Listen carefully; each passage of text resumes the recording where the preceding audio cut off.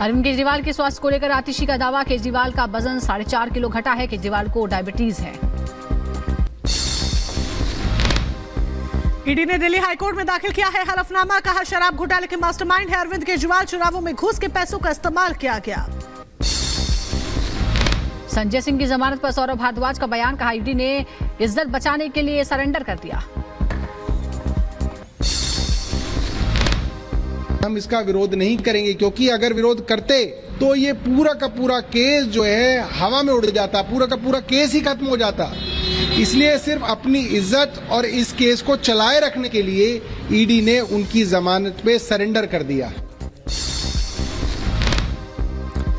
दिल्ली सरकार में मंत्री गोपाल राय का बड़ा बयान सामने आया। कहा आम आदमी पार्टी को खत्म करने की हो रही साजिश। छोटे आरोप में नेताओं को किया जा रहा गिरफ्तार।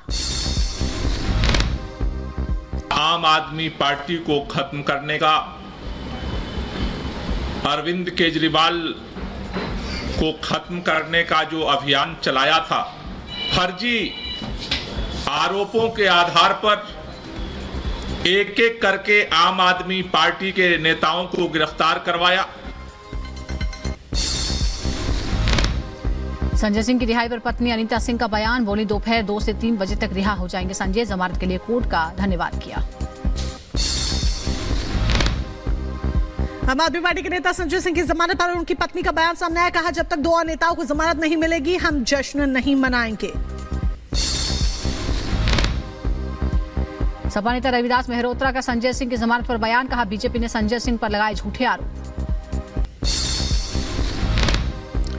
रिपब्लिक भारत से बोले राजीव प्रताप रूडी। कहा परिवारवाद से अभी तक नहीं उबर सके हैं लालू यादव। उन्हें सारण से कोई उम्मीदवार नहीं मिला। सारण कहिए या पूरे बिहार में कहिए, ये कहीं ना कहीं कल सवाल उठेगा कि क्या आपको अपने इतनी बड़े पॉलिटिकल पार्टी में, जहां आपके लगभग 80 विधायक हैं, आपको एक कैंडिडेट नहीं मिलता है, तो ये बड़ा सवाल तो उठेगा। राजीव प्रताप रूडी ने सारण से जीत का दावा किया। कहा लोकसभा चुनाव में 400 सीटें जीतेगी एनडीए। बिहार में 40 पार और देश में 400 पार, इसमें कोई गुंजाइश किसी राजनीतिक पार्टी का नहीं है।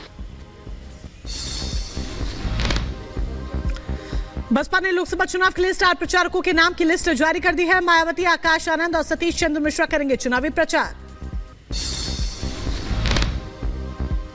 मध्य प्रदेश के सीएम मोहन यादव ने राहुल गांधी पर साधा निशाना। कहा राहुल पर कौन विश्वास करता है, उनकी अपनी पार्टी में नहीं स्वीकारती। महाराष्ट्र के छत्रपति संभाजीनगर में दुकान में लगी भीषण आग में झुलसने से 7 लोगों की मौत हो गई। यूपी के गाजियाबाद में कार शोरूम में लगी भीषण आग। कई गाड़ियां जलकर खाक हो गई। दमकल विभाग ने आग पर काबू पाया। तेलंगाना में फिनाइल बनाने वाली इकाई में भीषण आग लग गई। कड़ी मशक्कत के बाद आग पर पाया गया काबू। यूपी के झांसी में चोरी के शक में भीड़ ने युवक की जमकर पिटाई की। सोशल मीडिया पर वीडियो वायरल। झांसी में पुलिस की बड़ी कार्रवाई। पुलिस ने बड़े जुए के अड्डे पर छापेमारी को अंजाम दिया। कार्रवाई के दौरान 8 लोगों को गिरफ्तार किया गया। 1 लाख की नकदी बरामद। ताइवान की राजधानी ताइपे से भयानक तस्वीरें सामने आई हैं। भूकंप के झटकों से घर का बिखरा सारा सामान। ताइवान में भूकंप के झटकों से इमारतों को काफी ज्यादा नुकसान पहुंचा है। तेज झटकों के बाद झुकी इमारत और लोगों में फैली दहशत। ताइवान में भूकंप के बाद एक और तस्वीर सामने आई है। तेज झटकों से हिलती हुई दिखी मेट्रो। यात्रियों में डर। ताइवान में भूकंप दहशत का माहौल देखने के झटकों से हिली धरती। तेज भूकंप के बाद हिलते हुए ब्रिज की तस्वीर सामने आई है। वाहनों की आवाजाही ठप हुई। ताइवान में भूकंप के तेज झटकों से कई इलाकों में लैंडस्लाइड की भी खबर है। आसमान में उठा धुआं। तस्वीरें सामने आई।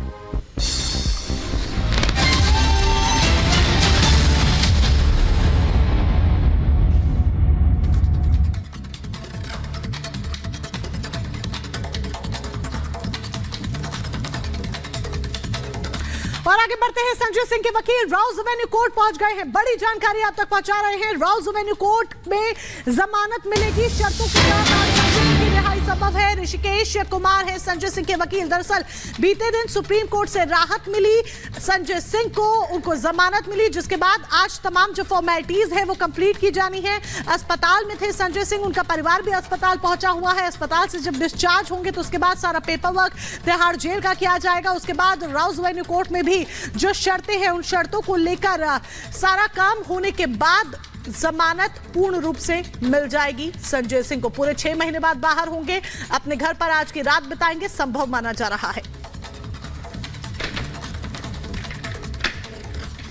बात अयोध्या धाम की करते हैं। रामनगरी अयोध्या का डंका आज पूरी दुनिया में बज रहा है। यही वजह है कि अयोध्या अब दुनिया की सबसे बड़ी धार्मिक राजधानी बन चुकी है। प्राण प्रतिष्ठा के बाद से ही अब तक करीब 1 करोड़ से ज्यादा भक्त अयोध्या पहुंच चुके हैं। यानी हर दिन औसतन 2 लाख लोग रामलला के दर्शन कर रहे हैं, जो किसी भी धार्मिक स्थल पर पहुंचने वाले सबसे ज्यादा श्रद्धालु है। देखिए ये खास रिपोर्ट।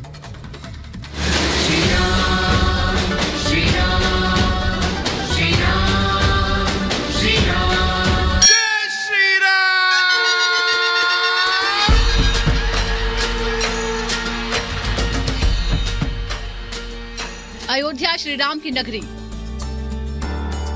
अयोध्या आस्था की नगरी, अयोध्या सनातन की नगरी, वो नगरी जहां रामलला का जन्म हुआ, वो नगरी जहां आज भी कण कण में बसते हैं मर्यादा पुरुषोत्तम, वो नगरी जहां सालों से प्रभु श्री राम विराजित हैं। हाँ, बहुत सालों से हम लोग इंतजार कर रहे थे। आज हम लोग को मौका मिला और प्रभु ने आज ही बुला लिया हम लोगों को 2 ही दिन में। शब्दों से व्यक्त नहीं हो रहा है, बहुत इमोशनल हूँ मैं और बहुत सालों से इसका इंतजार था। आज मुझे मौका मिला है। मैं बहुत खुश हूँ और यूपी गवर्नमेंट का आभारी हूँ और सभी मोदी का क्रेडिट है। हम लोग बहुत इंतजार कर रहा था मंदिर के लिए, दर्शन के लिए। अभी आज जा रहे हैं हम लोग, सभी कर्नाटक से आए हैं 11-12 लोग। 500 इयर्स का वेट है हमारा राम मंदिर बनाना, तो बहुत खुश है हम। ये रोम रोम में बसने का ही असर है कि प्राण प्रतिष्ठा के बाद से अयोध्या दुनिया की धार्मिक राजधानी बन चुकी है। 22 जनवरी 2024 को जब अयोध्या में प्रभु श्री राम की प्राण प्रतिष्ठा हुई, हल्के पीले रंग की धोती, उसी से मेल खाता कुर्ता पहन पीएम उस संकल्प को पूरा करने पहुंचे थे जो सालों पहले किया गया था।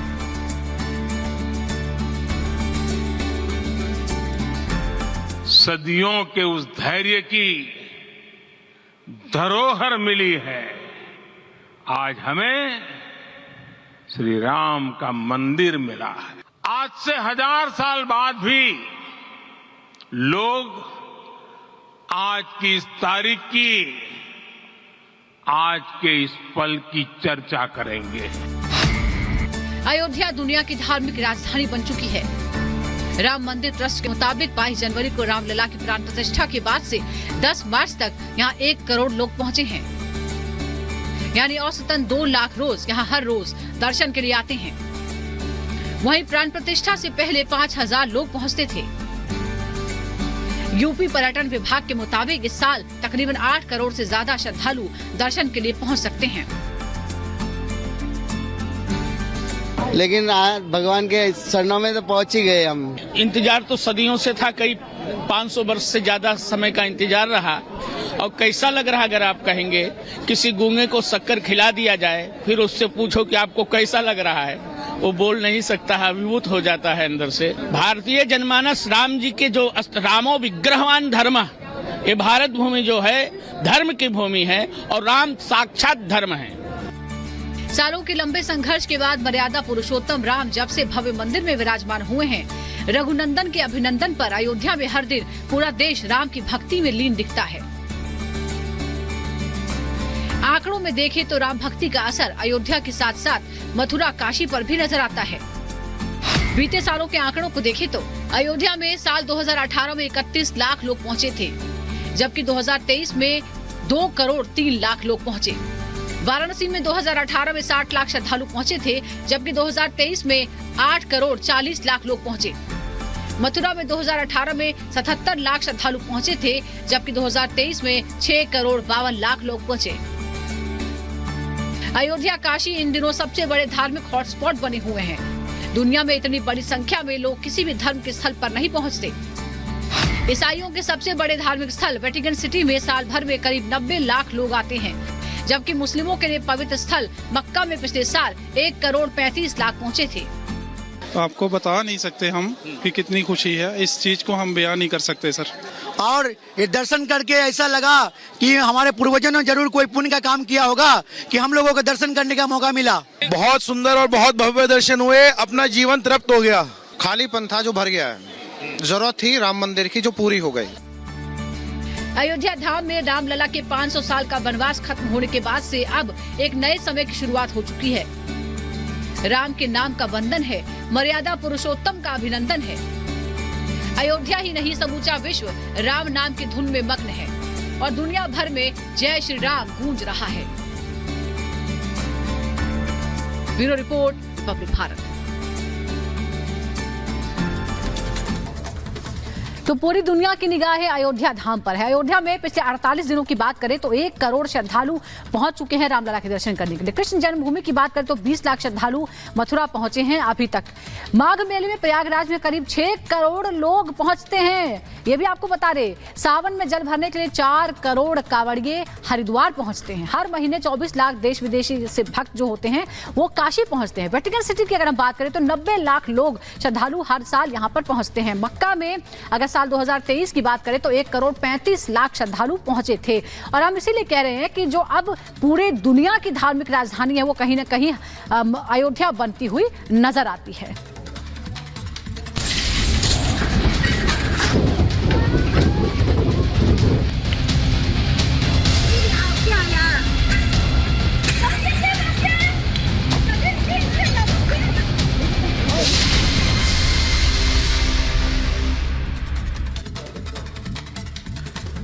और अब बात करते हैं ताइवान में भूकंप से मची दहशत की। तेज भूकंप के झटके महसूस किए गए, जिसकी वजह से काफी तबाही देखने को मिली। कई इमारतें क्षतिग्रस्त हो गई हैं, यहां तक कि घरों के अंदर रखा जो सामान था वो सब गिरता हुआ नजर आया। ताइवान की धरती कांपी और रिक्टर स्केल पर भूकंप की तीव्रता 7.4 मापी गई है। लोगों के बीच में